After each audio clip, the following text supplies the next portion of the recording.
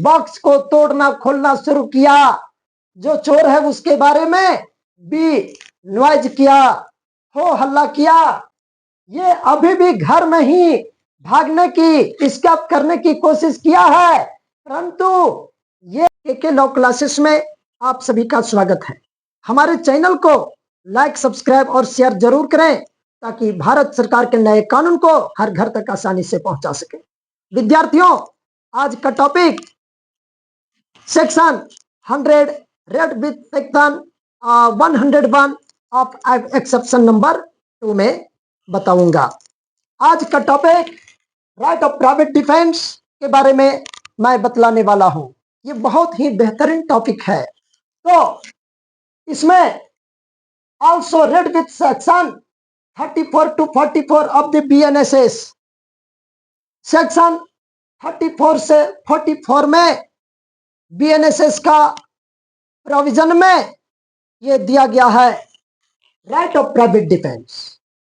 मतलब right of private defence में यदि किसी की हत्या हो जाती है, मौत हो जाती है, तो ऐसे परिस्थिति में वो दोष मुक्त कहलाते हैं। लेकिन exception 2 of section 101 of BNSS के अंतर्गत प्राइवेट डिफेंस की बात आता है। और यदि किसी व्यक्ति का डेथ हो जाता है, डेथ होने के बाद चार्ज कल्पेबल होमिसाइड की सजा के बारे में प्रावधान है। विद्यार्थियों, once again see look at the board. If committed the offense of death in the circumstances of private defense, it is said to be culpable homicide. Kindly come to the figure. This example says that this figure is a house. यहाँ एक घर बना हुआ है। इस घर के अंदर में ये नाम का एक थिप है। इस घर में ये आप लोगों को दिख रहा होगा, ये इज अ थिप और ये घर बी का है। तो बी अपने घर में ये देखता है कि इनके घर में एक चोर घुस गया है और वहां पर ज्वेलरी का बॉक्स खोला जा रहा है, तोड़ा जा रहा है। तो इस तरह बी ने चिल्लाया, हल्ला किया और ये ने भागना कोशिश किया। ये ने भागने की कोशिश किया। तो उसी परिस्थिति में, इस कंडीशन में बी के द्वारा फायरिंग किया गया थ्रू हिज पिस्टल एंड ये का इस प्रकार डेड हो जाता है, मृत्यु हो जाता है। Now kindly come to the this portion of the board. यहां पर इस डायग्राम के बारे में विशेष तरीके से एक्सप्लेनेशन किया गया है। तो क्या ये फिगर में जो दिखा है, जो फिगर में आप लोगों ने देखा, ये भी क्या क्या कॉजिंग हो रहा है, इस प्रकार यहां पर एक्सप्लेन करते हैं। ये is a thief who enters the house of B for committing the offense of theft and he also opens jewelry box. इन्हीं बातों को मैंने यहां समझाने की कोशिश किया कि ये के द्वारा जो थिप हैं, चोर हैं, ये घर में प्रवेश करता है और प्रवेश करने के बाद वो चोरी के उद्देश्य से गया था और ज्वेलरी बॉक्स को तोड़ना खोलना शुरू किया। नो नंबर 2 में B is house owner who noises about theft of ये के बारे में, ये जो चोर है उसके बारे में बी नॉइज किया, हो हल्ला किया और इन्होंने and also the theft thief trying to escape और इस तरह से ये ने भागना प्रारंभ किया। But yet he is in the house of B, परंतु ये अभी भी घर में ही है। ये अभी भी घर में ही भागने की, स्केप करने की कोशिश किया है, परंतु ये अभी भी घर में ही है। अब now B fires with his pistol to get dies. इस प्रकार बी ने अपने पिस्टल से फायर करता है और ये की मौत हो जाती है।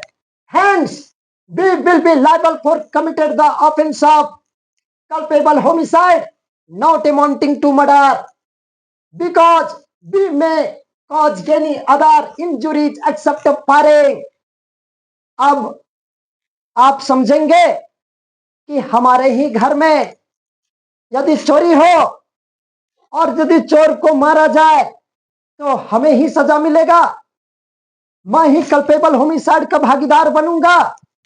तो यस, लोग बोलते हैं कि कानून अंधा है। कानून अंधा नहीं है। कारण यह है कि जितना राइट ऑफ प्राइवेट डिफेंस लेना चाहिए था उससे आप एक्सीड कर जाते हैं तो आप गुनहगार बन जाते हैं, आप दोषीवार बन जाते हैं। कानून अंधा नहीं है। ये कानून समझने वाले, उनकी ब्रेन की कैपेसिटी कम है, वो कानून समझते नहीं है, कानून की जानकार नहीं होते हैं। और इसका एक ही वजह है, वो कानून का बुक लॉ से दूर है, परे हैं। इसलिए लोग बोलते हैं कि कानून अंधा है। कानून अंधा नहीं होता है। तो आपको मुख्य रूप से इस बात पर नोट में जो दिया गया है, आपको ध्यान करने वाली बात यह है, समझने की कोशिश ये करनी चाहिए, where the act is done exceeding, where the act is done exceeding the right of private defense of his own body or property। यदि अपना बॉडी बचाने के क्रम में, अपनी प्रॉपर्टी बचाने के क्रम में राइट ऑफ प्राइवेट डिफेंस लेना है, उससे यदि आप एक्सटेंड कर जाते हैं, दायरा से अधिक बढ़ जाते हैं, तब ऐसी परिस्थिति में आप कल्पेबल होमिसाइड का लायबिलिटी बढ़ जाएंगे।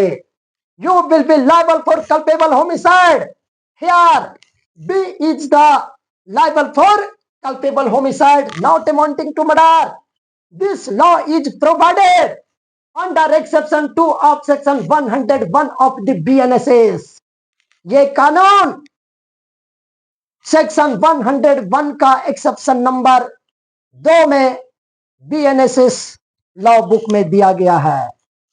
तो इस तरह से हमें नहीं समझना चाहिए कि कानून अंधा है, और इस प्रकार हमें राइट ऑफ प्राइवेट डिफेंस लेनी है, लेकिन एक दायरा है। आप समझ सकते हैं कि थेफ्ट का जो सजा होता है वो 3 साल का होता है, और आप क्या अधिकार रखते हैं कि उसे जान से मौत की घाट उतार देना। ये राइट ऑफ प्राइवेट डिफेंस है। आपको महसूस होता होगा कि आप एक्सटेंड कर गए, आप सीमा दायरा पार कर गए, आप इसको चाहते तो फायरिंग के अलावा कुछ और दूसरी तरह से, दूसरे प्रकार से इंजुरीज, चोट घाट कर सकते थे जान लेने के अलावा। तो इस प्रकार आज का टॉपिक जो सेकेंड डिग्री का सेकेंड नंबर में प्राइवेट डिफेंस से संबंधित, यदि किसी की हत्या हो जाती है, मौत हो जाता है, तो वो मर्डर ना होकर के वो कल्पेबल होमिसाइड होगा। तो इस प्रकार आज की टॉपिक हम समाप्त करते हैं, और आशा और उम्मीद के साथ कहते हैं आप लोग समझते हैं कि ये टॉपिक बहुत अच्छे तरह से आप लोगों को समझ में आ गया होगा।